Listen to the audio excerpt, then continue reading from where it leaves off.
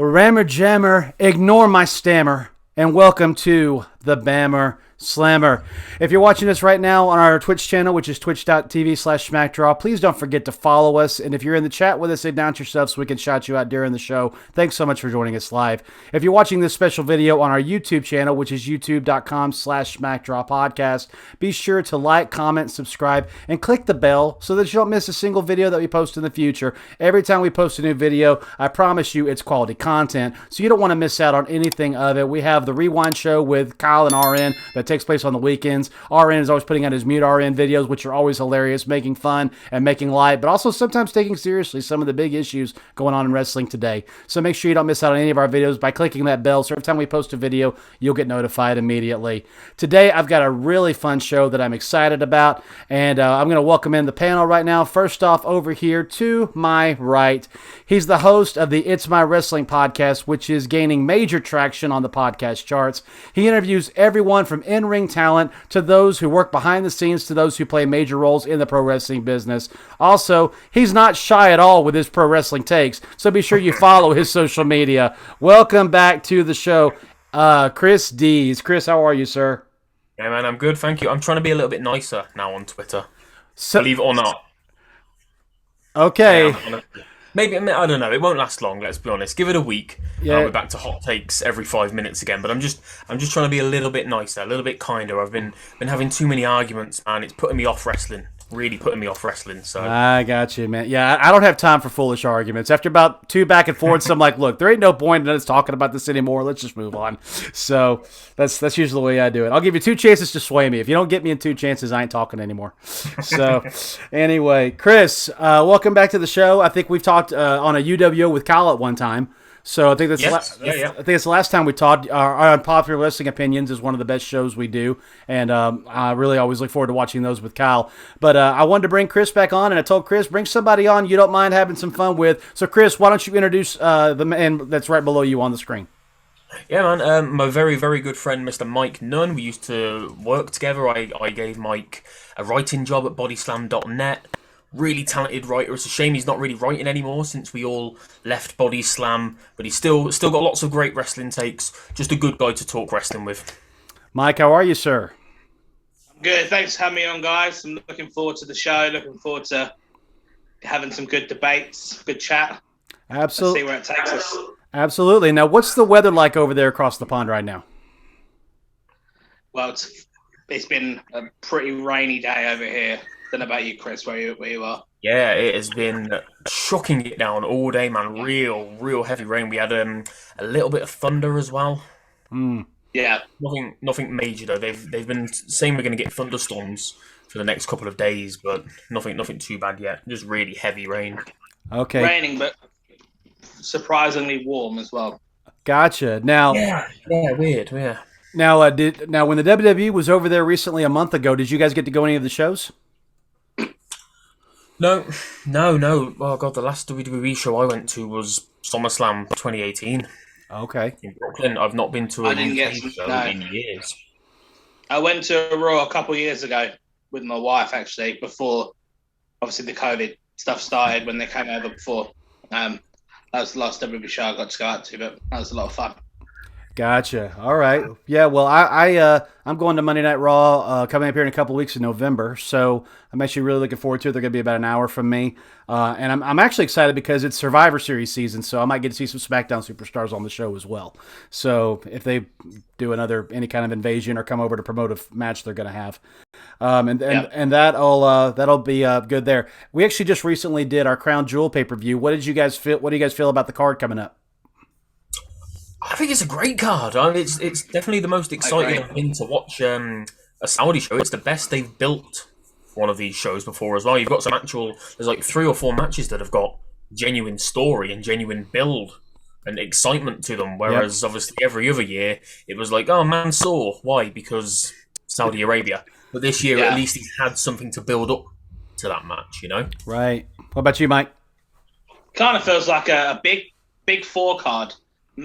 Maybe not a Mania, but a SummerSlam, perhaps, you know? Like I would agree. It was a huge match.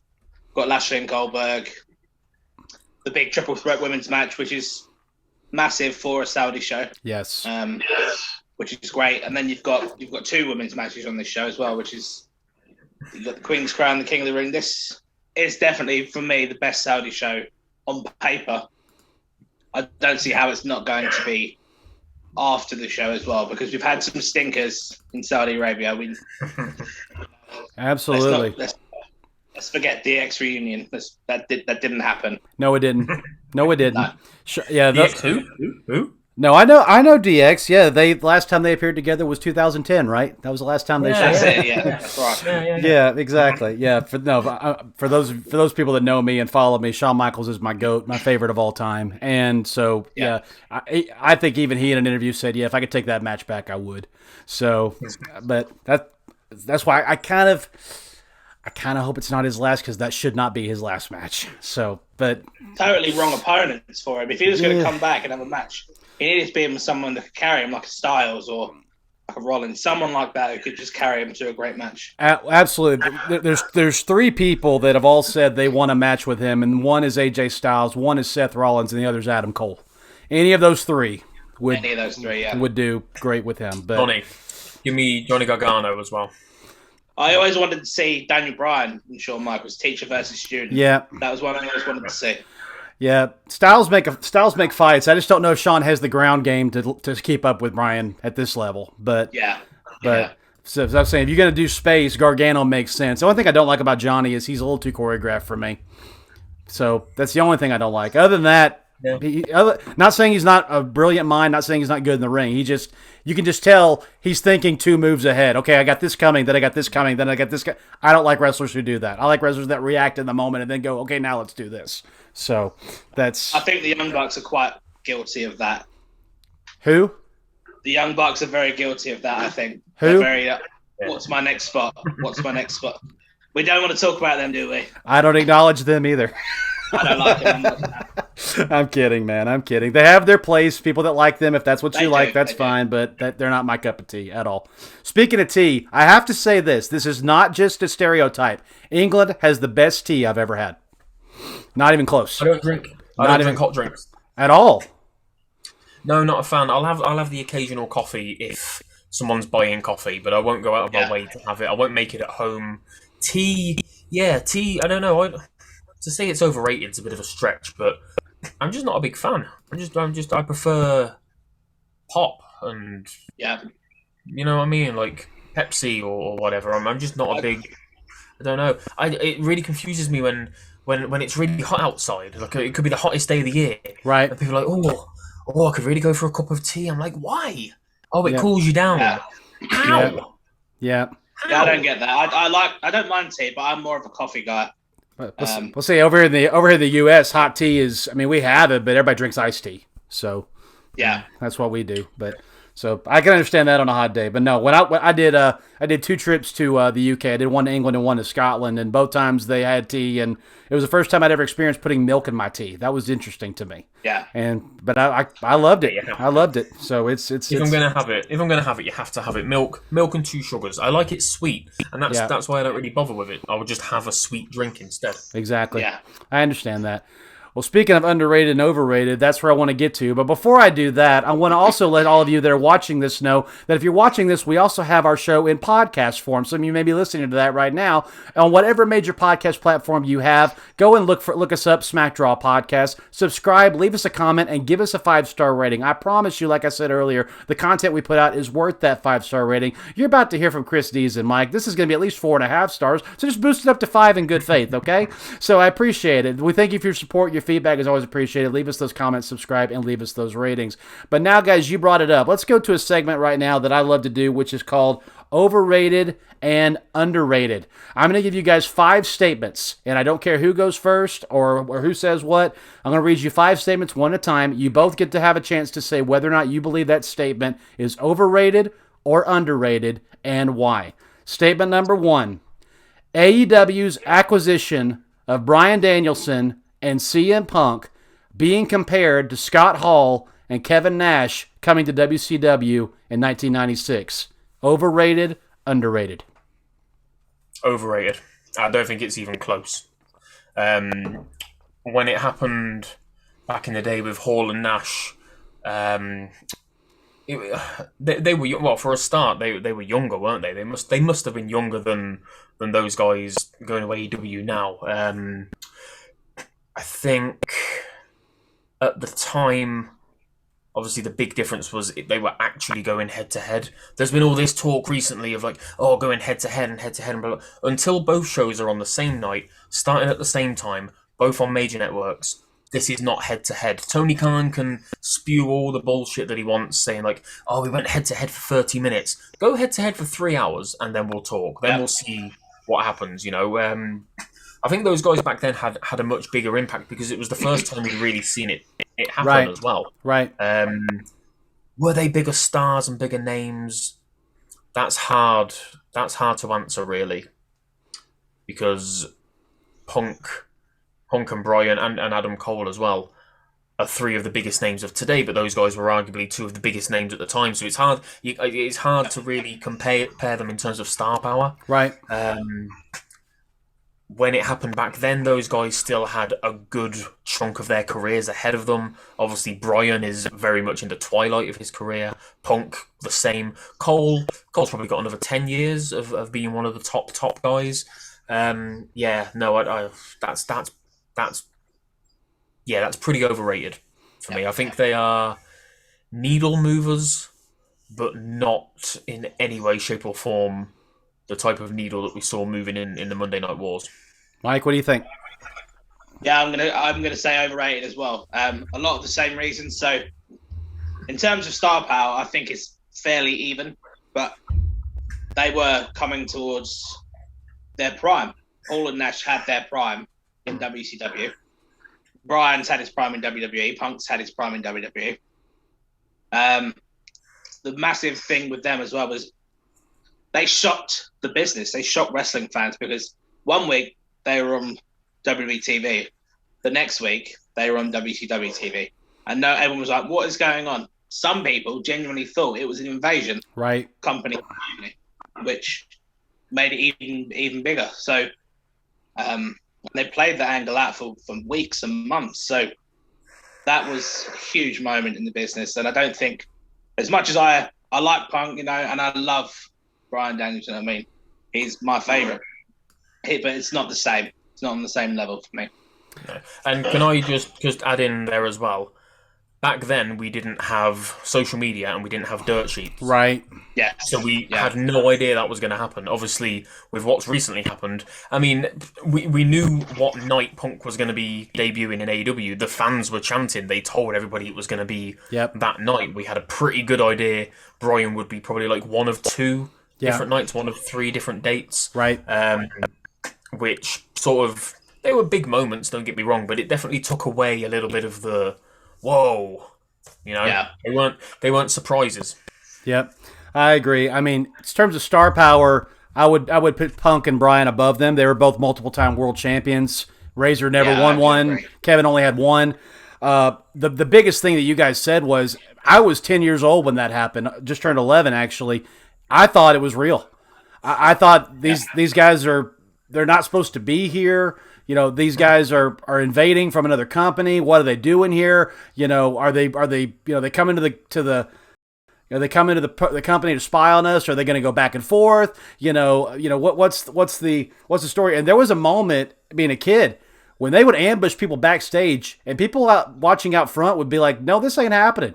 You know, the camera crews weren't ready to capture it in real time, and, you know, everything was scattered, and, you know, they'd hit and miss. You'd get glimpses of them at times. Other times you'd get a little bit more than that. It felt real. It felt like breaking news every time that happened. And so, yeah, when you know CM Punk is coming and you anticipate Bryan Danielson is coming, and now, well, am I saying this is not good for AEW? Heck no, it's great for AEW, and they're going to do great stuff with them.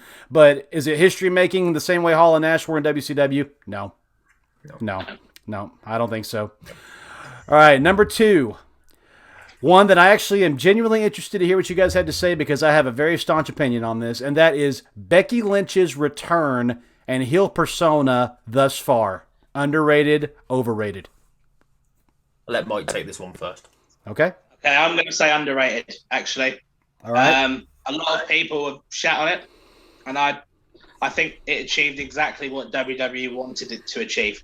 They wanted Becky Lynch to come back as a heel. There was no way on earth that was happening unless they did what they did. Unless they made the fans feel like Becky Lynch has come back as Vince's golden girl and she's buried. I'm going to do air quotes. Buried. Bianca Belair. I don't like the word buried. It's too overused. No, it absolutely is. And she didn't bury her. When she did that, she became a heel straight away. And ever since, she has been getting the heel reaction. And for me, Bianca Belair was there were some rumblings, you know how the IWC like to turn on people. There were some rumblings that she was beginning to get turned on a little bit. She was the face champion. She was winning and winning and winning. Now I think she's more over than ever. Right. I think she's going to go to Raw. She's going to dominate Raw as the top female alongside Becky Lynch. So I think underrated, because I'm a genuinely huge fan and she is a megastar. Chris? Okay, it's very rare that we disagree, but I'm going to go overrated. At the height of the man persona, and as I said earlier, I was at SummerSlam 2018, so I saw the birth of the man. I saw a turn on Charlotte like we all wanted, and we were all desperate for it to happen, for it to finally snap on Charlotte, taking away all the spotlight and all the thunder from her all the time. And that moment was great, and what followed for the next couple of years was brilliant. She was not just the most over woman in the industry, but arguably the most over wrestler in the entire industry. Right. She was everywhere. Everybody was talking about her. She had moments and segments and sections with The Rock, with Cena, with Austin. Every legend that you can think of, like involved in programs with Ric Flair as well. And you know what I mean? The thing about the man was she never felt like a heel or a face. Obviously, they tried to turn her heel. The fans didn't want anything to do with it, so they quickly abandoned that, and then she was just the man. But she always, because of the attitude that she had, she still felt like a little bit of almost like an anti-hero in a way. A bit like Batman. You know what I mean? Like a bit of an anti-hero. Did the right thing, but didn't care how she had to do it to do the right thing. I don't like her as a heel. I like Becky. I think she's an incredibly talented wrestler. She's a bad actress. She is so incredibly cringe on a mic. I don't like listening to her. It's as bad as listening to Charlotte promos where the entire promo was just being shouted down the camera. I don't know. It's a contentious one. People will hate me for saying it, or people will love me for saying it. I think Becky's very divisive. Yeah, it's just not clicking for me. I don't know. I preferred the man. I don't know what this Becky is. I don't know what the end goal is for it. What's to do with the match in Saudi? I can't remember. She's going to Raw, isn't she? Yeah. Becky. Yeah, she is. So I don't know. Who's going I can't work it out. Bianca, Becky going to Raw. I'll help you with it. That's just going to carry on then, isn't it? Bianca versus Becky, I would assume, is going to carry on for a while.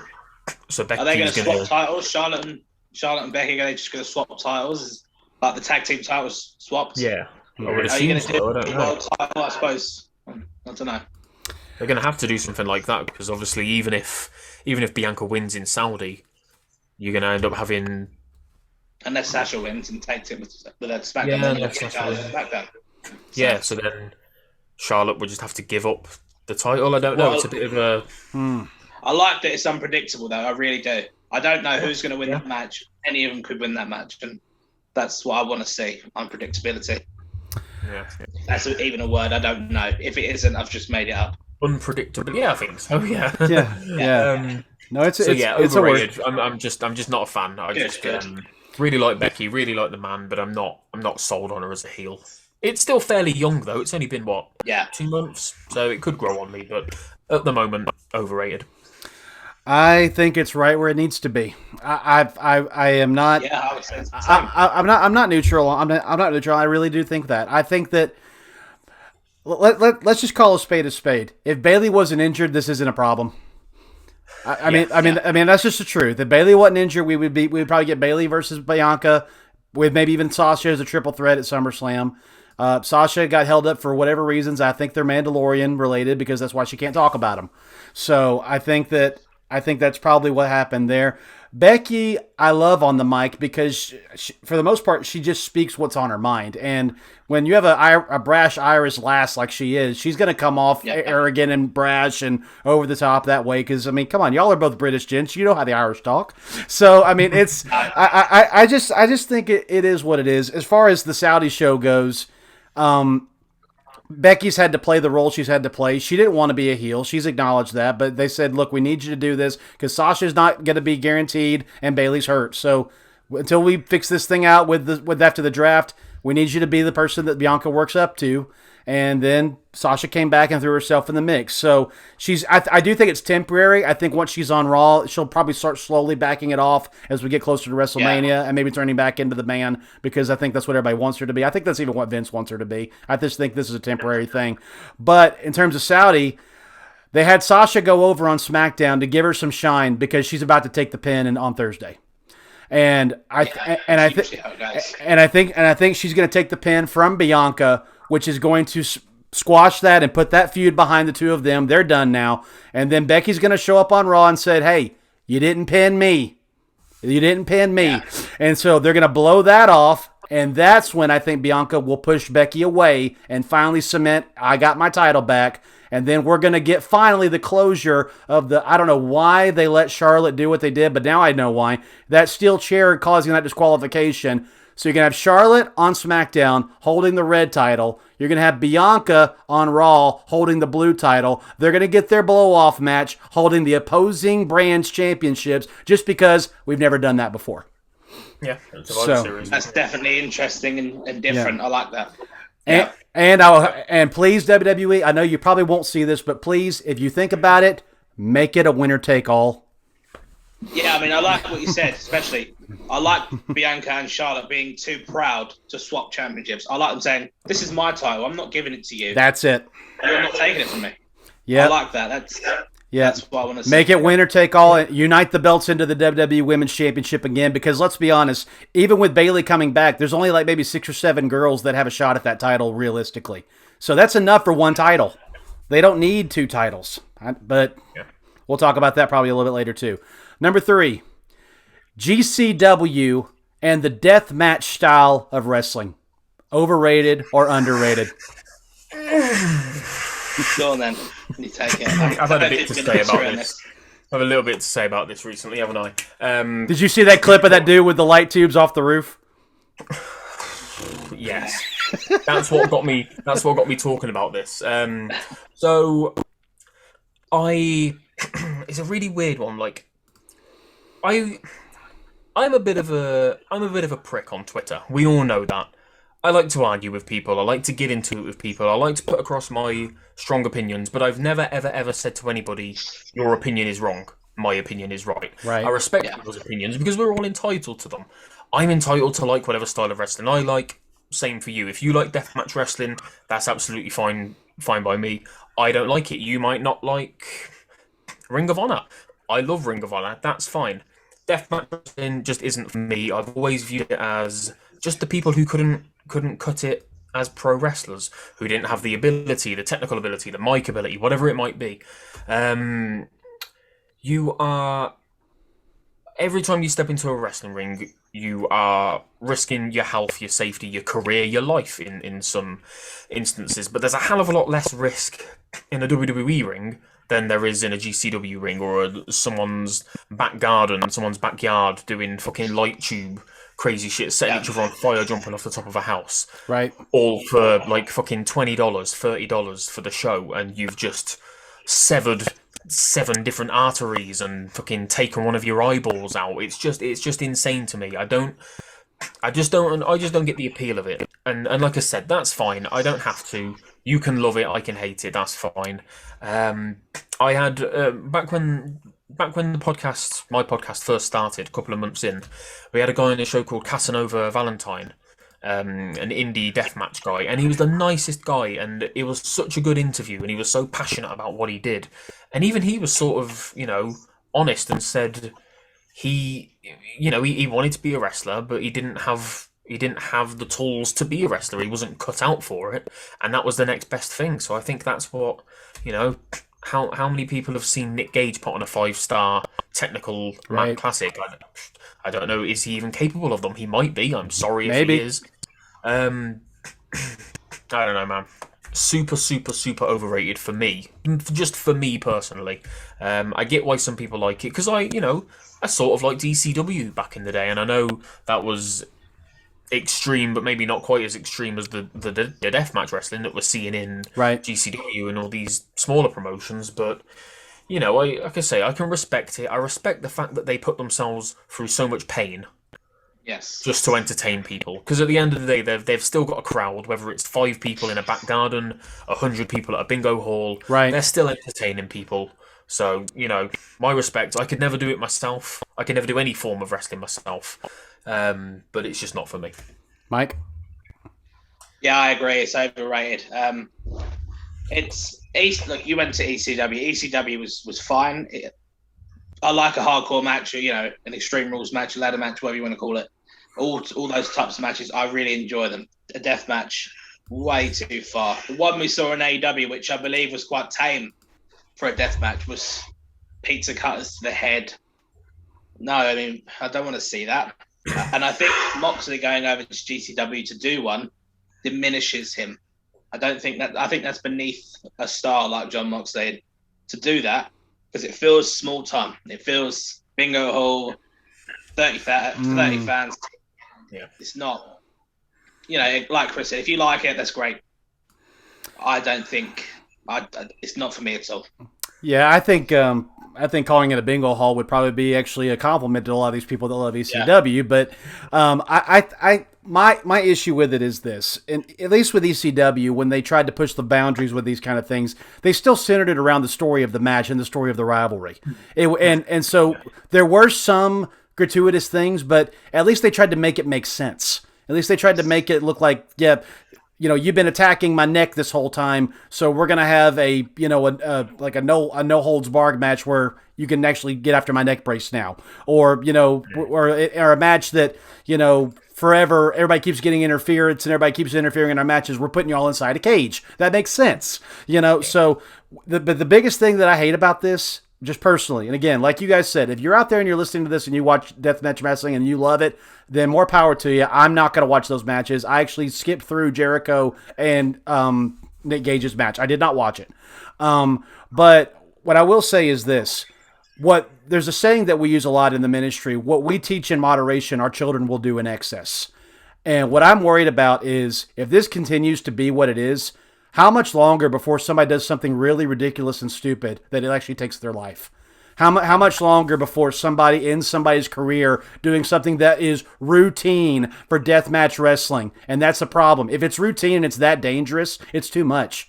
And it's only going to be worse for the business, because then if that is the biggest draw thing, then watching Daniel Bryan versus CM Punk in a ring is going to be boring to those fans, because where's the glass? Where's the pizza cutters? Where's the knives? Where's the guns? I mean, where does it stop? At some point, the sanctity of the sacredness of what they do in that ring, not to sound like Imperium, but it's a sacred thing to us fans. And we really want this to stay and live for hundreds of years past us. If everybody's dead from falling off roofs through tables, then there ain't going to be nothing left. So, again, if you love it, all power to you, but there's only so much you can do, and there's only so much your body can take. So just please don't think about the story first before you think about, hey, what cool stuff can we do? Because there's nothing worse to a redneck than, hey, y'all watch this. So they need to change. I would just change it to be deathmatch fighting, because it's not wrestling. It's not wrestling. To have the word wrestling in there is a bit of an insult to all those the Daniel Bryans, the 5-star, the mat technicians, who were trained as wrestlers. Right. I agree. All right, number 4. I'm excited about this one. The virtuosa, Deonna Purrazzo, and her reign as the Impact Knockouts champion. Overrated or underrated?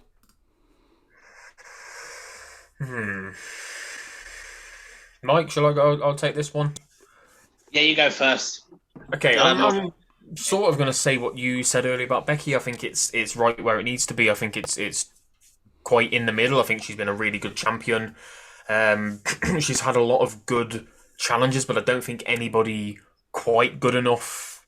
I don't know. It's a weird one because like when she went to Impact, obviously she didn't have a lot of buzz behind her. She hadn't really done well. She basically did nothing at all on NXT and WWE, which is obviously not her fault. It's just the way that she was booked. Right. I didn't have too much of an idea of how good of a wrestler or if she was a bad wrestler at the time because I hadn't had much chance to see her. I've been impressed with what she's done in Impact. Like I said, I think she's been a good champion. I think she's brought eyes to the women's division over there. We always say, don't we? It's in terms of women's wrestling, it's NXT and then it's Impact. So Impact are doing good things. But like I said, yeah, I think all the competitors she's had, I think she's probably only really still champion because there's not been anybody as good or with as big a name as her, being ex-WWE, ex-NXT. Obviously, we've got this women's tournament about to take place, or it might have started, I can't remember. Mm-hmm. It looks pretty much like Chelsea Green's probably going to win that. I think the way that the tournament's going to play out, it looks like she's got quite an easy path to the final. Right. I imagine if anybody's going to take that title away from Deonna in the future, it probably will be Chelsea Green, which is something that could be another question for overrated or underrated. I think she's overrated as fuck. So yeah, just about where it needs to be. I don't think she's had any, without wanting to insult the women of Impact, because I love Impact. I don't think she's had any world-class opposition yet to really, you know what I mean? She hasn't had that one killer feud. She hasn't had a Becky and Charlotte feud or a Sasha and Bayley feud. She's about to. You know what I mean? To like really cement Yeah. her reign. So, but I think I don't see her dropping the title anytime soon. So there's still time for that to come. But I'm a fan. I think neither underrated nor overrated. Mike, what do you think? So I'm going to come at this from a different angle. So I don't get to watch a lot of Impact. I see bits and pieces. I remember her from NXT as well. I'm going to say underrated. She's gone as almost a virtual unknown because she did next to nothing in NXT.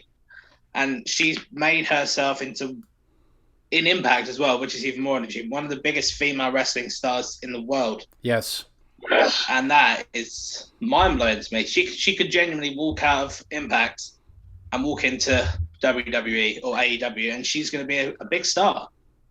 To do that, the way that she's done it, I'm very, very impressed. I can't really recall anyone doing that in Impact the way she's done it. So massive respect to her. She's killed it. Underrated. Yeah, I think she's underrated too, for the simple fact of, like you guys have said, in NXT she was 1 of 10. No one knew who she was. No one knew what to quite do with her.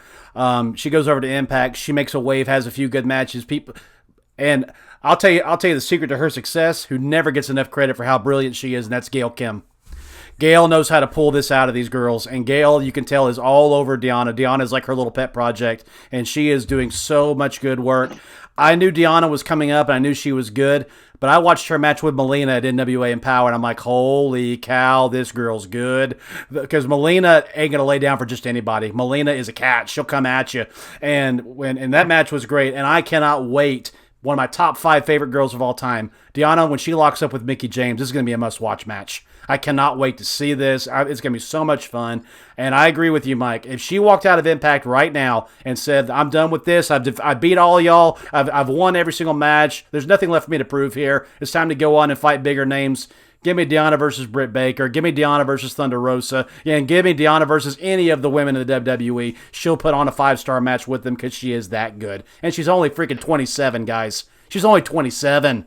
She's a baby. She's got 10, 15 more years to go. And she's going to do awesome stuff. So I agree. Yeah. Final one. This is the most controversial one, I think. Bray Wyatt The Fiend, the cult leader, whatever you want to call him, Bray Wyatt, as a creative mind, in-ring performer, and potential acquisition for any wrestling promotion. Is Bray Wyatt overrated or is he underrated? Whoa. Where do you start with this? I know. That's a big one.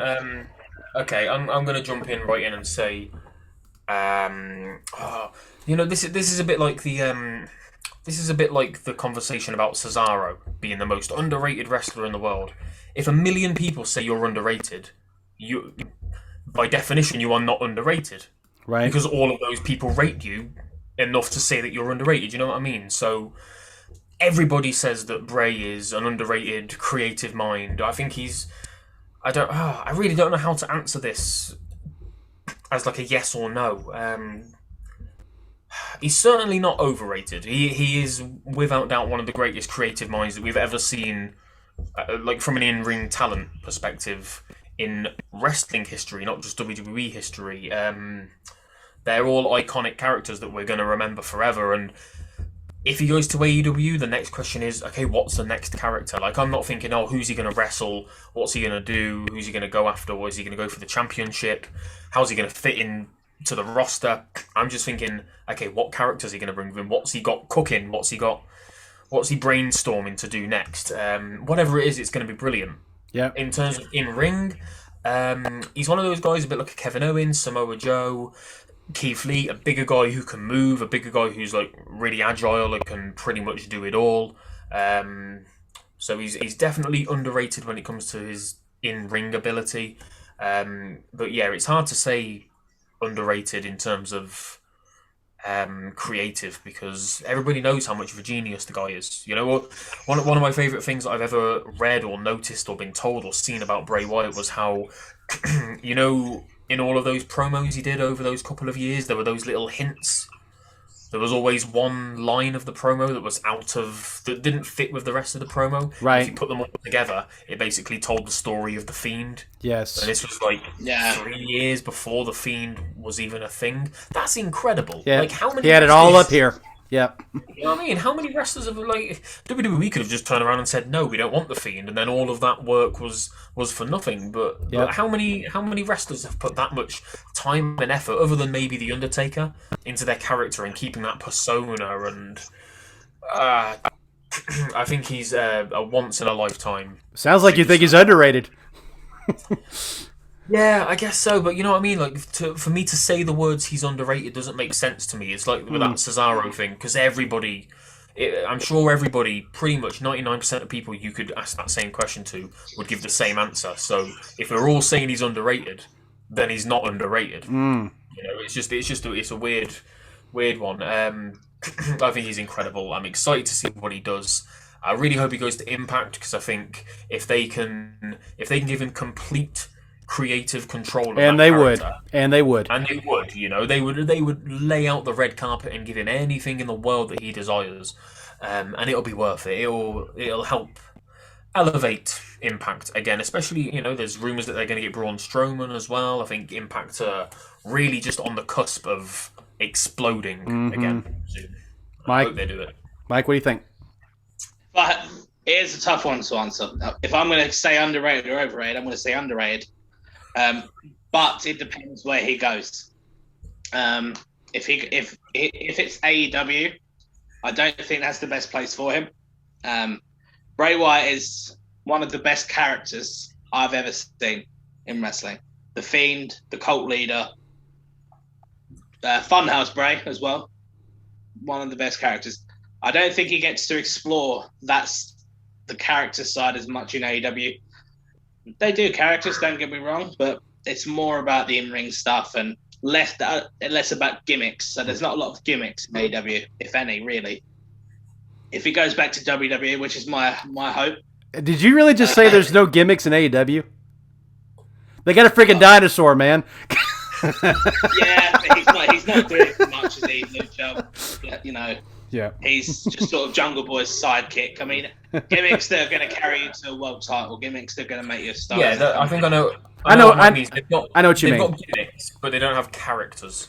Yeah. The closest guy to it is Black but he's not really. And he's doing, but he's not quite he's not quite a gimmick like Bray. Right. If he goes to Impact, he makes me watch Impact regularly. He's that big a star. He almost feels like he's too big to go to Impact, but that's exactly the type of guy they should go after. 100%. Elevate you to the next level. So I'd love him to go back to WWE because I think there's so much more you can do with the Fiend. And I know there's been rumors other people are going to play that character. No one else can play that character. That's Bray Wyatt's character. And with anyone else, it just doesn't work. So if it's not WWE, then I hope it's Impact as well. Yeah. I'd love to see what he can do. That I used to watch it regularly when it was. I stopped around the time Lashley and EC3 left, and they had a mass exodus. A lot of people left and went to WWE. But if he's going and Braun follows him there, right, I'm watching him. That's how big of a star and a draw he is to me. So underrated. So I think my other very small concern is if he goes to AEW, the first thing they'll do is just put him back with Matt Hardy in some capacity. I that whole deleter of worlds thing was a bit of fun at first. It took way too long for them to get to the whole final deletion, ultimate deletion, whatever it was called. It felt like we had about 6 months of them literally just laughing at each other and doing the whole, the back and forth laughing, fucking laugh offs. It was really weird. Yeah. My concern is that he would just instantly go into something just really disappointing with Matt Hardy again. Yeah. Impact have got a really good history of doing supernatural things. They've got supernatural things going on right now. So it's a match made in heaven. Yeah, I definitely think if he's underrated, he's slightly underrated. I don't think he's I don't think he's overrated. I think he had not full on handcuffs, but I think there were just certain things he would bring up and they would go, we just can't do that. Or we just don't think that'll fit into the narrative of what we're trying to do or whatever. But yeah, no question, the brilliance of the character development. It's really like after Husky Harris, he went into a cave and he created this amazing anthology of what he thinks he could do, and then he just let it unpeel layer by layer. The only reason why I think he is probably considering Impact is he did put a tweet out there that said, "I'll feed your baby birds," as a way of saying to Brody, "I'll take care of the nest you left behind," which is the Dark Order. So that there's a slight feeling that could be what he's going to do because nobody else but Bray would be accepted in that role to take Brody Lee's place than Bray Wyatt. So I just think that's a possibility. However, the emblem for Anthem, which is the network that Impact is geared to, their emblem is a huge bird. So if that's also could be I'll feed your characters, then that could be as well. I do agree. I don't like taking shots at each other's companies. That's just not in my nature, my character. I get why people do it. But if Impact wants to make a statement without taking a shot, I would love to see Bray Wyatt walk in on his left side, Braun Strowman, and on his right side, Rowan. Yeah, 100%. Oh, right. I was going to say Bo. Bo Dallas is obviously a... Well, yeah, Bo too. Yeah, Bo too. Absolutely, yeah. But I mean, if you want to do that and just say, look, you had gold here and you wasted it, we're going to let it happen the way it needs to happen, then I don't think there's anything wrong with that. But we'll see what happens with that. But all right. As we transfer, guys, I also want to let you guys know, if you've enjoyed the content so far and you enjoy what you're listening to, we thank you so much for that. Please make sure you check out our Patreon. We have a Patreon, patreon.com/SmackDrawPodcast.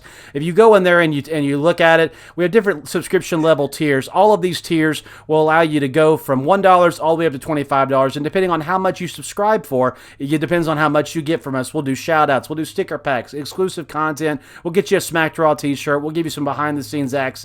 And we'll also give you advertising for your brand if you go up to that elite tier. So again, make sure you take a look at that. We would love the opportunity to work with you and have you be one of our patrons. If you want to give us just a one-time donation, go to our paypal.me/SmackDrawPod. paypal.me/SmackDrawPod. If you want to be reminded of it, there's a ticker going across the screen down there, and it'll be scrolling by, and you'll be able to see it again if you want to go there. But all of your financial support is appreciated. It helps us create awesome content, and the better you take care of us, I promise promise you, the better job we're going to do taking care of you.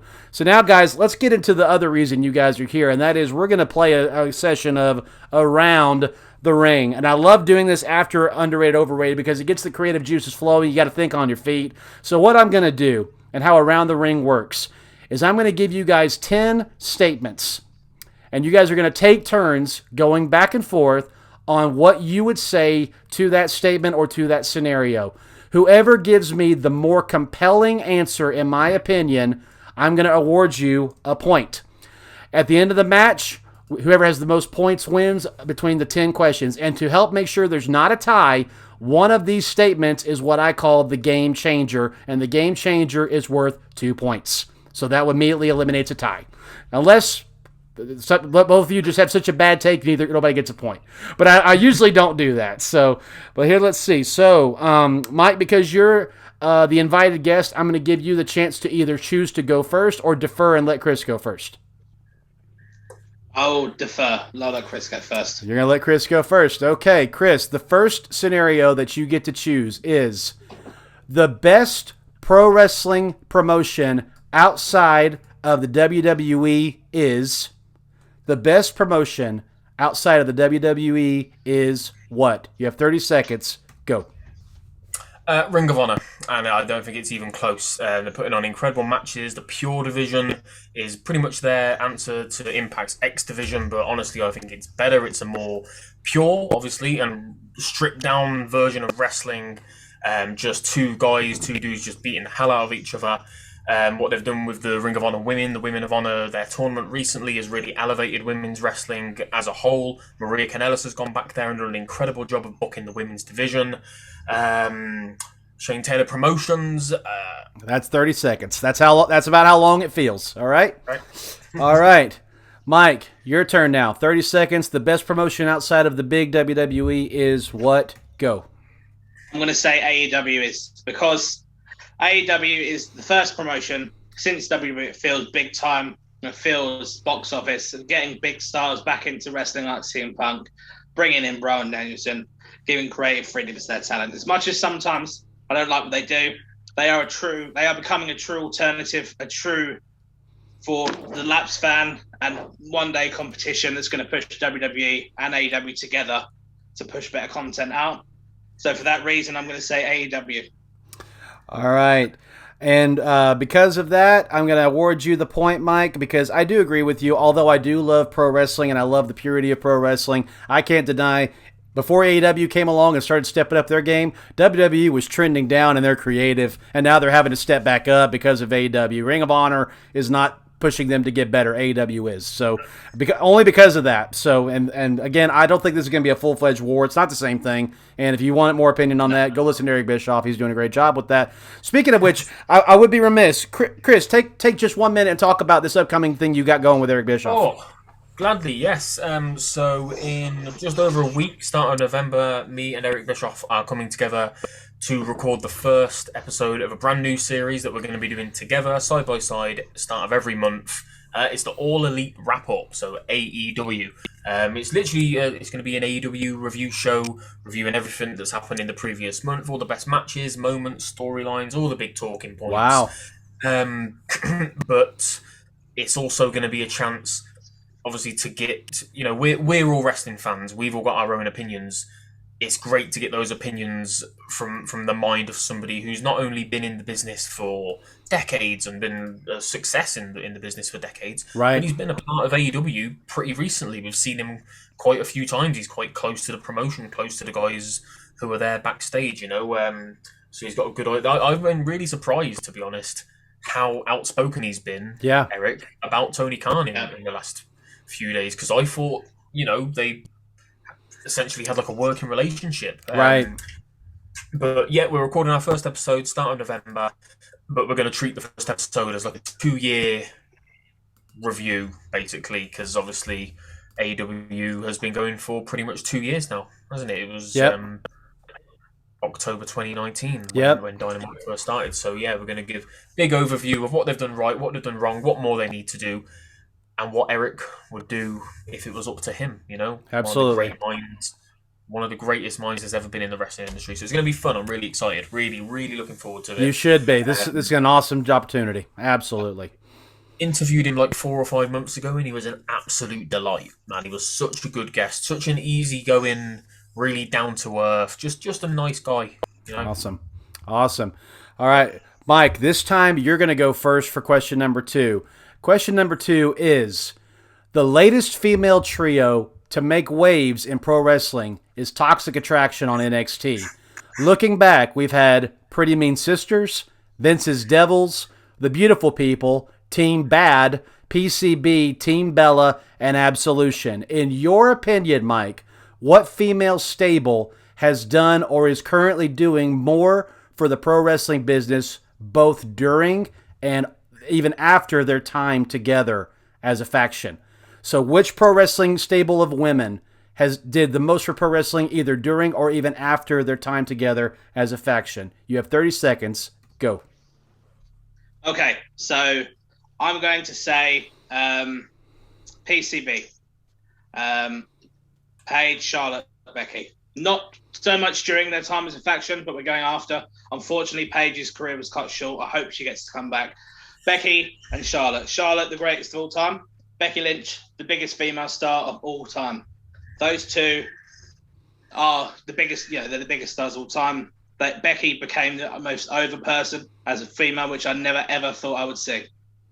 All right, that's your 30 seconds. Chris, biggest female stable. It feels stable. like 10 seconds. It feels like I know, it does. Okay. No time. Just to recap real quick, the biggest female stable to do the most for the pro wrestling business, either during or even after their time together, but starting out as a faction together. You have 30 seconds. Go. Okay, I'm going to step it up, and I don't know if this is going to count. I might lose the point already. The 4 Horsewomen. Because they're a faction, they're a stable, or are they? I don't know, but the sum of their parts, all 4 of them have achieved basically everything that there is to achieve in women's wrestling.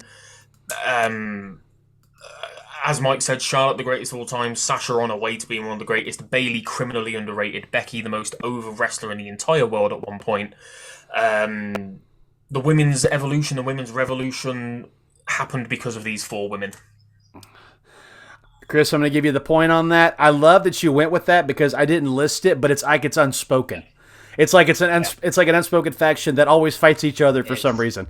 So, but no, I agree. And I've said the same thing. If you ask me to list in terms of in-ring excellence, Charlotte's number 1.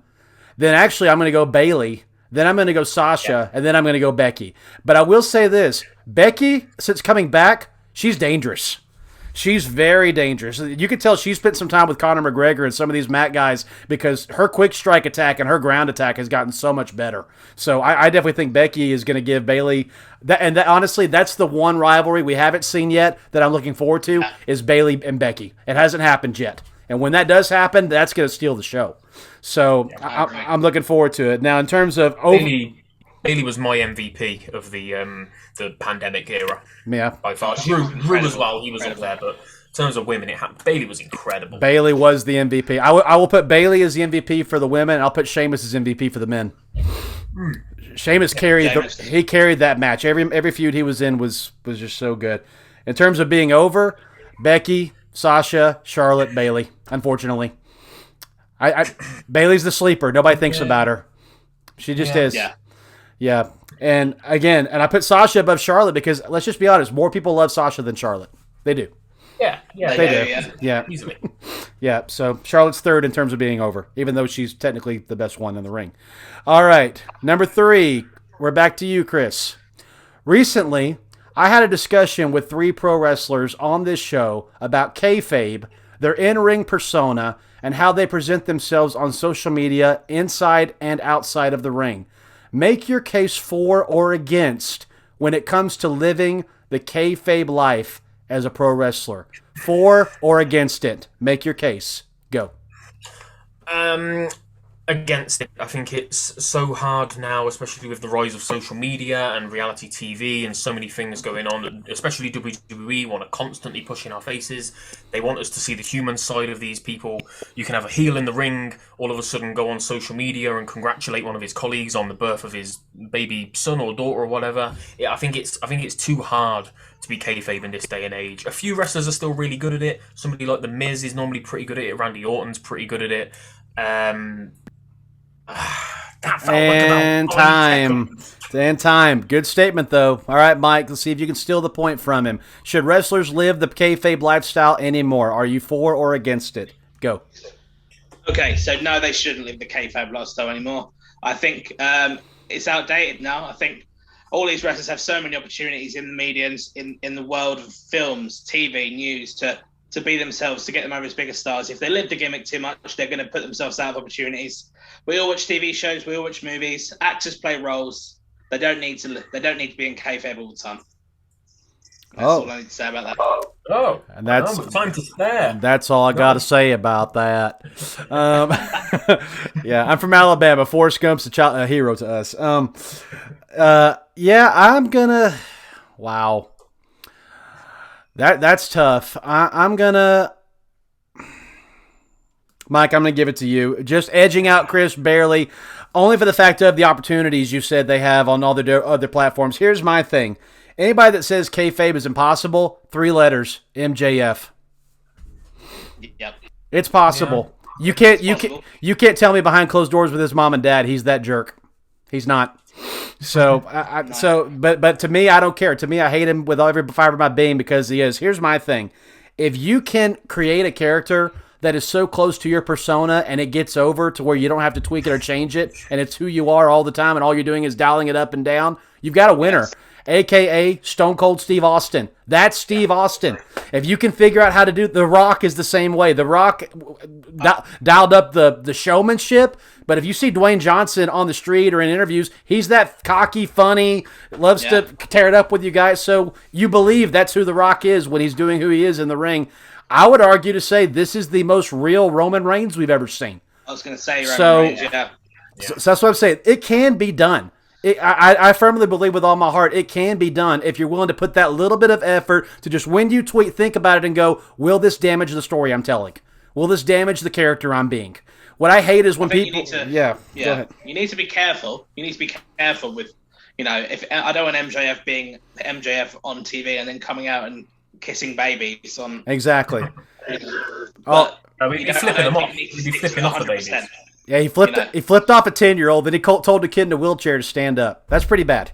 So maybe that's a line. I don't know.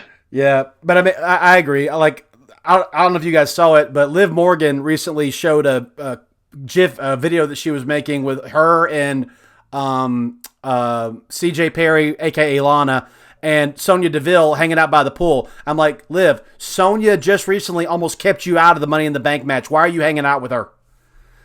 So what I'm saying? Now when I see Sonya yelling at Liv on SmackDown, I'm supposed to take it seriously. Yeah, I remember there was a photo. I think WWE went to Italy on tour for some live shows, and it was right in the middle of Roman versus Strowman in their feud of the year. It was 2017, 2018, whenever it was, and there were photos posted on social media of them visiting all these different Italian landmarks, and Roman and Braun have got their arms around each other, just posing and hugging, just chilling like friends. And I was just like, oh, okay, great. Yeah. Remember when Brock ate dinner with the Undertaker before their match? we know it's fake. We know they're all friends, but I know. Kids are on social media these days. Kids see that, and automatically the magic is ruined. It's lost. Yeah. You need to walk the line, I think. You got that fine line. There is a way to do it, and everybody's like, well, dude, it's just like a movie or a TV show. When's the last time in the middle of a movie the characters just stopped, called each other by their real name, and talked on their cell phones? It doesn't happen. It doesn't happen. When you're in character, you're in character. If you don't want that part of you shown, then keep it off character. It's not hard. But again, you got to have commitment to do it. And those that committed to do it, Taker, Shawn Michaels, Triple H, Stone Cold, The Rock, those that committed to do it, where are they? Top tier level of all time. So I think there's something to be said. If you commit to being the greatest, you'll be the greatest. So anyway, next one. Recently, Keith Lee unveiled he'll now be known as Bearcat Lee to pay homage to Bearcat Wright, but also to give his character a more serious and tough persona. Give me your take on why this was a good or bad move for the limitless Keith Lee. Mike, we're going to start with you this time. 30 seconds, go. Okay, I'm going to say it was a good move. Firstly, paying homage to Bearcat is great. To give him a more tough and serious persona. I think he was going nowhere fast on his time on the main roster. I think this gives him a more serious bad guy edge to then turn face again later on down the line and get an even bigger reaction. So for now, I'm happy to see Keith Lee going down this road and being a bit more serious and a bit more tough. All right, you had 2 seconds to spare. Chris, Bearcat Keith Lee, good or bad? Go. Very good. Agree with Mike, unfortunately. Yeah, I think at first the name Bearcat was a little bit of a weird one. It sounded a bit silly, but obviously once it came out that it was paying homage to one of the greats, one of the first ever black champions, and that's so important in this day and age with what's happening with Black Lives Matter and more opportunities for black people, especially in the media and on TV. If it leads to a huge push for him, that's fantastic. One of my favourite guys ever in NXT. I've seen him at local shows in the UK. Incredibly talented, funny, charismatic. Yeah. Yeah, when you brought up that it's going to be good culturally and historically, that was enough. I 100% agree. They need to dial into this. I love that every time Sasha gets a chance, she points up to Eddie Guerrero. I love that. There's something to be said about honoring those that you grew up watching and that came before you and treating their legacy. Even as the most hated woman in the company, she's always going to pay homage to Eddie. And it's part of the reason why I love to hate her, because there's just pieces of it that she does right. Can't argue with that at all. All right. Number 5. The former WWE Iconics, Jessica McKay and Cassie Lee, recently joined the Impact Knockouts division. They're going to debut at Bound for Glory in October. Make an argument for why they should have signed with another company and not Impact. And if so, which company should they have signed with? Chris, we're back to you starting. The Inspiration, they're now called. What company should they have signed with and why? Go. I spoke to them a couple of hours ago on the press pass. They were absolute delights, lovely women. I think Impact was the right call for them. I don't think, as much as I like them, I don't think they're good enough to elevate the AEW women's division, because obviously that's been an issue there for a couple of years now. Impact just feels right for them. Their characters, more importantly, fit more than their wrestling style does. They're a well-known, iconic tag team to have go straight into the women's tag team title scene. I think it's the perfect fit. Okay. Mike, let me repeat this. Give me your take on what company they should have signed for, good or bad. So I know they're signed with Impact. I'm saying if they should have gone to another one, which one should it have been? So, and go. AEW. AEW women division is lacking, for me, stars. The Iconics, as they were called, got over fast on WWE. Billie Kay for her character, Peyton Royce for her in-ring ability. I think they could have done great things as a team. Peyton Royce especially could have elevated herself to that main event level. And I think they would have got a lot of opportunities there. So I think AEW. Yeah, I'm agreeing. If there's any other company they should have gone to, it's AEW. Although I will say this, them in Ring of Honor would have been intriguing to me. The only problem with that is there's no tag team division in Ring of Honor for them to really sink their teeth into. AEW would miss. They are looking at it though. That's a scoop for you. Well, hopefully if they do the Forbidden Door opens and they can cross over and go back and forth, that would be fun. I agree, though. Impact's the right choice. It's where they deserve to be. They will be the first ever tag team to hold both sets of women's championships that exist right now. And then if they go over to the NWA, they could get those as well. So there's a chance to do that. That's definitely history making. WWE, I understand a lot of your releases. This one was a mistake. This one was a major mistake. You should not have let these girls go. All right. And they're going to make you pay for it. All right. Oh, guys, we are at the Game Changer. All right. Game Changer, which is worth 2 points. Here's how the Game Changer works. You have 30 seconds to tell me something that would be a game changer for a superstar, for a tag team, for a wrestling promotion, for a faction, for a rivalry, for an upcoming pay-per-view. It doesn't matter what it is, but give me what you think is the biggest game changer that, man, if this happened, new game, let's go. Mike, we'll start with you. Game changer, 30 seconds, go. This is a tough one, isn't it?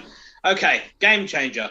Brock Lesnar wins the Universal Championship. Okay. Paul Heyman turns on Roman Reigns and sides back with Brock Lesnar, shocking the world. And then we see Roman chase again. Roman in the bloodline in a kind of tweener sort of role, going after Heyman and Lesnar. There's not going to be Rock at Mania, so I think this could lead back to Roman and Lesnar at Mania. But yeah, I think that's the biggest game changer. All right. Chris, you have 30 seconds. Give me a game changer you think would be a bigger game changer than that one. And go. AEW bring in Stone Cold Steve Austin. Arguably WWE's biggest star. I don't think he owes Vince anything anymore. I don't think he'll stay there forever. All he's really doing now is the Broken Skull session, something on the network. We don't see him in WWE anymore. It's been, the last time was the Becky Lynch interaction that they had during the pandemic. I think Tony Khan would match or offer more, and imagine the legitimacy that would bring to AEW. That would bring eyes. That would move the needle more than anything. Wow. I had loads I could have gone with that. And I didn't have enough time for certain ones. Well, it got you 2 points, Chris, because as much as I love the reality that Mike's scenario could happen, it absolutely could happen. The fact that Stone Cold would do that is such an impossibility that if it did happen, it would shake the wrestling world. No question at all. It would shake the wrestling world if that actually happened. Do I think it's going to happen? Heck no. He loves where he is. Vince has been so good to him. He's never going to do that. That's one of the few guys that we can honestly say has probably a best friend relationship with Vince. So he's never gonna do that. But if he did, that would definitely be a huge game changer. So right now, halfway through the game, we have Chris with 4. We have Mike with 3. We're going into number 7. Number 7, here we go. Naomi's current storyline is positioning her to be one of the biggest baby faces in the WWE and making Sonya Deville as one of the most evil heels in the WWE. Make the case for why the WWE should switch gears. Don't push her as the baby face we want to see overcome Sonya. Have Naomi join the bloodline and sink into her heel persona to get her revenge. So, Chris, I'm going to start with you. Naomi, don't be a babyface. Run to your husband in the bloodline. Get your revenge the dark way. Go. Completely agree. She joins the bloodline as almost like an outsider because she's married into the bloodline. Further down the line, if we're going to get Roman versus The Rock, bring The Rock's daughter in. She's in the PC at the minute. Bring Simone Johnson over. Have her go against Naomi to try and sort of be like, I'm part of the bloodline. You married into the bloodline. Something there. That was going to be my answer for the game changer. 100%. I'd love to see heel Naomi again. I think she's a badass. She's got attitude. She's awesome. Underrated. All right. Mike, say anything you think you can add to that to turn it in your favor. Naomi Jones, the bloodline, overcomes Sonya the dark way. Go. Okay, so yes, I do think that would be great. Sonya Deville is pushing and pushing and pushing Naomi, telling her she's not good enough. What better way to throw it in Sonya's face? She joins the bloodline. She joins the head of the table, becomes the biggest female heel in the company. She says to Sonya, "You're the authority, but I'm with Roman now. I'm above you. You will do what I say." And then Sonya turned into the babyface, the underdog babyface, and that way, to me, I think Naomi really gets her character over as a heel. So yes, I do agree that'd be a fantastic move for her. Wow. Okay. Yikes. This is a tough one. Y'all both made really good points. I'm going to be honest, Chris. Bringing Simone into it pushed it over for me. That was a good angle. I really appreciate that. So Chris goes up by 1. Now he's got 5, while Mike has 3. Honestly, though, everybody wants this to happen. I don't. Not now. I want Naomi to overcome the right way first. Because if she goes running to her husband and joins the bloodline and Roman has to help her, it makes her look weak. You know, she needs to rise up and kick Sonya in the face and get her revenge herself. So that's just my personal opinion. But and Sonya's not too good of a heel, isn't she, for it to just suddenly switch? Yeah. This is my favourite storyline Naomi's been in. Yeah. During her whole career. And she's wrestled 2 minutes in it, and she's already that over.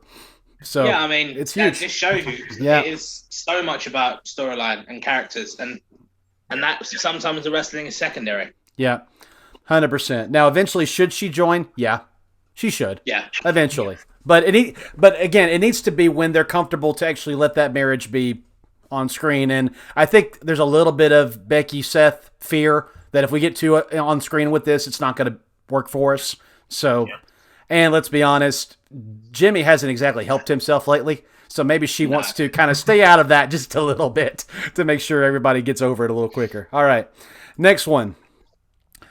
Give me your honest take, positive or negative, on Nikki Cross's current character gimmick, almost a superhero, and tell me one thing you think that she could do that would actually take this to the next level and make it a good character gimmick. So is it good or is it bad right now? And if it's good or bad, what could she do to make it even better? Mike, we'll start with you. Go. It's good. It's good because characters like this, inspirational baby faces, they're rare these days. They appeal to the younger, the kids. She can sell a lot of merch. She can inspire a lot of people. When she was the champion, she was getting there. Since she lost the title, it's pulled back. What she can do now, really lean into the inspirational speeches, really lean into that cookie-cutter babyface character, get a heel, a real strong heel to go against. And I think she could be pushed up right to that top level in the future. So I think it's great. All right, right at 30 seconds. Good job. All right. Chris, is it good or is it bad right now? And what can Nikki do to make it really great? Go. It's good. There's not much more I can add to that, but the only thing I can think of that would have made it better is when she became champion, get rid of the almost and just be a superhero. Because you're not almost a superhero anymore. You've achieved your goal. You've been that inspirational character. You've shown people that you can do whatever it is that you want to do if you put your mind to it. You put your heart and soul into it. So I think, take away the make her a fully fledged superhero, put her on t-shirts, sell some merchandise, get kids invested, get kids wanting to watch wrestling again, give something for them to latch on to. But yeah, there's not much more really. That honestly, I'm not just saying this, Chris. You get the point for that, and now you're up 6-3. But hey, keep fighting, Mike. Keep fighting, because honestly, when you said drop the almost and just be a superhero, what I wanted to see happen at SummerSlam is I wanted Rhea and Charlotte to gang up on her and say, look, let's be honest, this feud's between us. Nikki caught us off guard, cashed in, took the title away. This isn't about her. She won on a fluke. This is between you and me. Beat her down badly, both of them, because Rhea was still technically a heel at the time. Beat her down badly to where she's broken and bloodied in the ring. Have Shane Helms come out as her agent and help her out of the ring, not in Hurricane garb, in his normal agent gear. Let him come out and help her out and walk her to the back. And then the night before the night of SummerSlam, she's backstage like all scared, huddled in the locker room about having to go out there. And that's when Hurricane shows up and says, look, you're not almost a superhero. You are a superhero. Get out there, defend your title. And at that moment, she would defend and she would keep her title. And after that, the A gets dropped. I'm Nikki the superhero. Yeah. And if she had done that, okay, it's over now. It's over. But they didn't go that route. And everybody's like, that's too cheesy. Guys, this whole thing is cheesy. If it's gonna be cheesy, then just go with it. If it's gonna be cheesy, just go with it. Lean into it. Exactly. All right, Mike. You have a chance to close the gap. You can't beat Chris, but you can at least close the gap. Here we go. The next one. The WWE is the only wrestling promotion that has 2 men's, 2 women's, and 2 sets of tag team champions due to their brands and the loyalty those brands have to their TV networks. Most seem to think this company should have 1 man, 1 woman, and 1 tag team that serve as the world champions in the company. Tell me why you think unifying the titles to accomplish this is a bad idea. Tell me why you think that unifying the championships, 1 man, 1 woman, 1 tag team. Chris, you start and tell me why this is a bad idea. Go. this is a struggle because I think it's a good idea. Bad idea for the men, bad idea for the women, but I think it should happen for the team scene because of how poorly booked that has been for so many years. Defend them across both shows. There's not enough tag teams to be doing this on both shows. We just keep getting the same rinse and repeat tag team feuds, and I'm bored of it. I'm sorry, this is impossible for me to say that it's fully a bad idea because I think it has to happen eventually with the tag bouts. All right. Mike, your turn. 30 seconds. Tell me why unifying the championships in all three categories is a bad idea. Go. Okay. It's a bad idea because I think WWE has a lot of talent on Raw and on SmackDown. They need a platform to become big stars. The two shows are great as separate shows. If you unify the championships, you get to a point where you merge again. And I don't like that because when they were together as a roster, the Raw and SmackDown were the same. I used to watch Raw, it was fresh. I used to watch SmackDown, it was Raw too. I like the brand split. I want to see separate champions, feel like stars. 1A, 1B, WWE champion, Universal champion. Good job, Mike. You get the point on that one. I agree with you. I agree with you. Here's what I would do. I would absolutely unify the world champions at WrestleMania. Whenever, I would definitely unify them. The world champion needs to appear on both shows every week. They need to. They're the face of the company. They need to appear on both shows.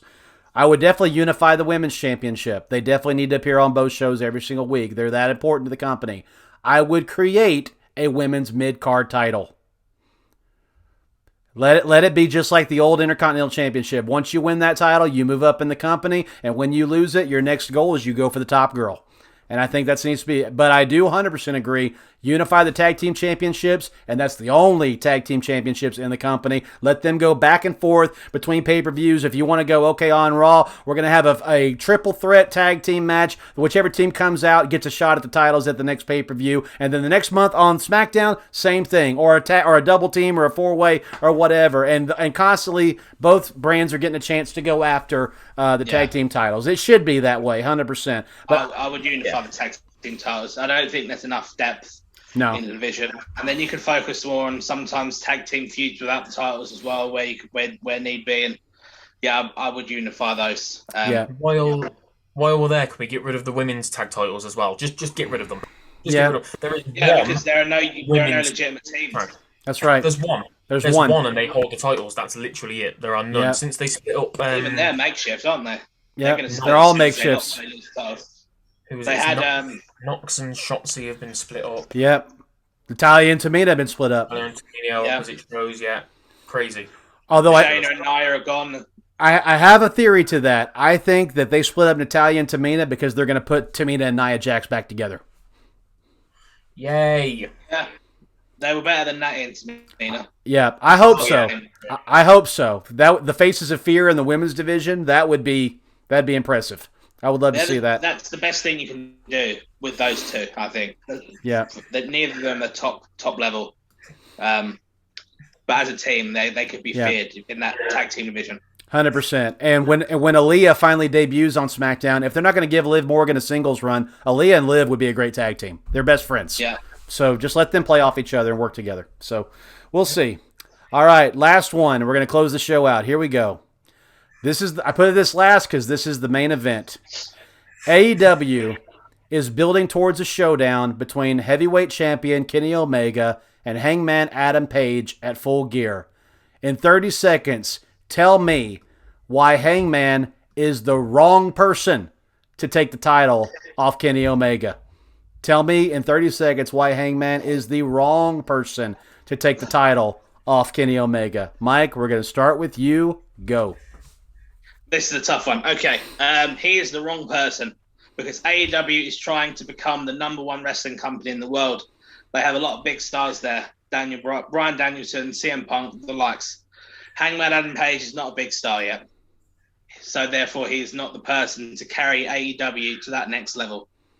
Whereas a man like Bryan Danielson holding that championship, or even a CM Punk, is absolutely that guy. For that reason, Hangman Adam Page isn't ready yet to be the AEW World Champion. All right, Chris. 30 seconds. Hangman's not the guy. Who is the guy? Go. I think he's ready, but the timing is wrong. I think the timing has gone. It should have been a couple of months ago. It should have happened. If he's the wrong guy, screw it, Miro. I love Miro. We've seen a different side to Miro. Probably the best we've ever seen of Miro. Even better than the Rusev Day time and that year-long undefeated streak before losing to Cena. Nah, this is a struggle. Because I think Page is the right guy. It's just the wrong time. It's all right. It's all right. There you go. Chris, I'm going to give you the point. Miro blew me away, but I'm like, I could picture Miro holding that title and running roughshod with it for a while. So I definitely think, and I think he's a bigger star in some aspects than Hangman because more of the other side knows him. But I mean, come on, guys. The number one reason I watch AEW is Hangman Adam Page, and I think it is his time now. Everybody's like, well, it shouldn't have been at Full Gear, or not at Full Gear. Should have been at All Out, or should have been in Arthur Ashe Stadium. Yeah, he can't help it that his wife was giving birth to a baby. That's not the issue. Yeah. But coming full circle, and I think Shivani said this, or maybe Excalibur said this, when did Kenny Omega get his chance to be the next world champion? When he beat Hangman at Full Gear last year. So it comes full circle. So at Full Gear last year, you took my shot. Here at Full Gear, I take your title. So I do think Page, although he's not there yet, this could elevate him now. I think he's got everything. He is he's a very good babyface. He has that sympathetic. Yeah. You believe in him. You sympathise with him. You want to get behind him. Yeah. Now what? I do think he's going to be a good champion. What I pray Tony Khan has done is hope he's at least thought up and ahead for the next 6 months to 9 months or however long you intend this title reign to be. Don't line up lightweights against him. Give him some hitters. Let him earn it. Let him beat a Miro. Let him beat a Jake Hager. Let him beat a Moxley, a Lance Archer. Let him beat these guys to when he retains. You all take him seriously as a champion. You got to do that. You got to do that. Of course Kenny will probably get the first shot rematch at him, but he should put him right back down. So, and personally, I hope the reason he puts him back down is Adam Cole, baby. So, because I want him out of the Elite now. I really do. I hate him. I hate him in that group, guys. I hate him in that group. He doesn't belong there. He needs to join it. Seems like he's way too over there. Everybody loves him. Yes. Yeah, it's just pointless. They didn't need to debut them the same night as Bryan. It's just that was needless for me. Yeah. And he just slotted in to be Kenny's understudy. It's just it's a weird place for him. How long do you guys give it? Because I mean, I heard rumors that Hangman Adam Page is the one who can actually wake him up and go, they killed you, right? So there's got how long do y'all give this? By the end of the year, by Revolution, how long is Adam going to stay in there? Yeah, this year. We're now November. What have we got? We've got like 10 weeks of the year left. Yeah, I think there's time. Yeah, maybe early next year, but it's not going to be long. It's not going to be long. Oh, surely not. Okay, here's the thought. Let's say Kenny doesn't get the rematch. Let's say that the other person that could potentially get the match with Hangman is Adam Cole. Then that creates dissension with him and Kenny. The interesting thing is what happens then. Where do the Young Bucks go? Do they go with Kenny or do they go with Adam Cole? Don't care. I don't like them personally, but wherever. Yeah. As long as if they go with Cole, then Cole could be up the new leader of that, and Kenny would take Gallows and Anderson, who I'm not really keen on either. But no. That does bring up one more question. What do you guys feel about AJ and Finn Balor being on the same brand for the first time? Interesting, isn't it? Yeah, they've already had a bit of an interaction on Twitter, haven't they? When it was announced, have they not faced each other at all? I don't know. They have they? It's been a while, they did. They did when what was it? Did AJ filled in for Bray? For Bray at SummerSlam. Yeah, against the Demon. Finn took that match. He won that match. Great match. It was a great match. It was completely thrown together, but it was great. Yeah, they're obviously going to feud against each other. They're two of the biggest names on the brand. Great. That's a marquee. Under main event feud, I think that is Finn and AJ. Yeah. To get Finn to that level where he's going after. What are they on there? They're on Raw, aren't they? So correct. Has Finn been US champion? They could end up being in the US title mix. I don't think he has. No, he hasn't. He's been IC champion twice. He's never been US champion. Yeah. AJ, Priest, Finn. Give me it. Triple threat. I like it. I like it a lot. Yeah. And after I made this prediction the other day. After Seth Rollins puts down Edge, Seth and Big E, yes, please. Oh, That's great. Yeah. Someone for Big E. Seth Rollins is doing some of the best work of his career right now as a heel character. 100%. 100%. He can really bring out that side of Big E, that serious side when he needs to bring it out. You guys are a little younger than me. Do y'all remember in 2006 when Edge shifted that gear with John Cena? Yeah, one of my favorite feuds. This last year has been Seth Rollins shifting that gear. He's found his place. This is where he lives, and I don't know how long it's going to be. It might be all the way till WrestleMania 40, but eventually, Seth Rollins, Roman Reigns have got to go one more time. They've got to go one more time. They have got to go one more time. It doesn't work at the moment with their two characters. Right. One of them's got to go face. Probably Roman. Probably Roman. It could work either way. Yeah. Roman, as much as we don't want it to happen, Roman is going to go back to being a babyface at some point because it's Vince, it's WWE, it's money, it's merchandise. I know he's obviously selling a ton of merchandise at the moment, but once I they're hope it back out on happens the road and organically. It will. It happens. It will. Yeah, this character just turns on his own almost, and then he needs to be a face eventually because he's the face of the company, and the face of the company as a heel, it doesn't work forever. Right, 100%. I was really worried it was going to have happened already as soon as the fans came back because Roman put in such good work over the last year up until fans came back. Right. I thought he was going to get cheered straight away, and Vince would go, right, let's make him a face. Yeah. Exactly. I was really worried. Yeah. He's done a good job keeping them hating him. Thankfully, with his actions. And thankfully, with Paul Heyman being so close to this, Paul Heyman will die on that hill. He's protecting this storyline because let's be honest, as much as I love the storyline between CM Punk and Undertaker or Brock and Undertaker, in my opinion, this is the best work Paul Heyman's ever done. I really think so. Yeah. And so if this is his masterpiece, he's not going to let it just go to the wayside in a merchandise spin. So. But again, how much longer before the tribal chief either gets over organically or gets mundane and somebody needs to hurry up and beat him? So they're working this out. They're playing the long term. I think going off what tomorrow really tomorrow. Yeah, going off what you said. Yeah, for those of you that are watching this, I don't know if it will happen. we're recording this right before Crown Jewel, which is tomorrow. So you're watching this later. Yeah. But I definitely think that if Brock beats Roman, then Brock holds that title hostage again, and Roman has to be the guy to bring it back. Then that makes him the hero. But I just feel like it's too soon. Still, I feel like it needs to be like WrestleMania.